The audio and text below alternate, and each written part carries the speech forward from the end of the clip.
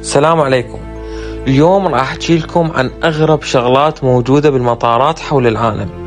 أشياء غريبة لدرجة راح تتساءل هذا مطار لو فيلم خيال.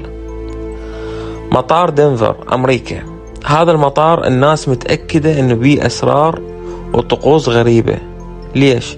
لأن مساحته أكبر من كل مطارات أمريكا، وبيه لوحات ورسومات مرعبة عن نهاية العالم. وحتى العمال نفسهم يقولون أكو أنفاق تحت المطار ما حد يعرف شنو بيها.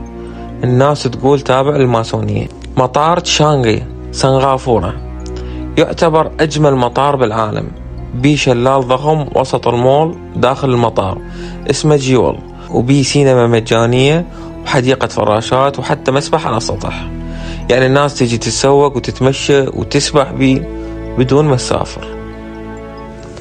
مطار كوتشي الهند، أول مطار بالعالم يشتغل بالكامل على الطاقة الشمسية، كل شي بيه، الإنارة، تكييف، الأجهزة تشتغل بالطاقة المتجددة، يعني مطار صفر كربون، شي رهيب من دولة نامية. مطار أمستردام هولندا، داخل المطار أكو فرع صغير من متحف الريكس، بيه لوحات أصلية من فنانين كبار مثل رامبرانت. إذا عندك ترانزيت طويل تقدر تدخل وتشوف الفن الهولندي ببلاش.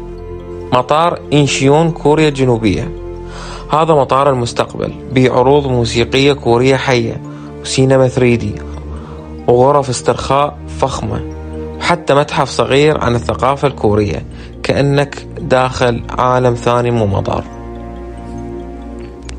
مطار كوالالمبور ماليزيا، المطارات عادة تكون زحمة وهوسة، بس هذا المطار بيه غابة داخلية، بيها نهر وشلالات حقيقية تمشي بيها وتسمع صوت العصافير وانت تنتظر طيارتك.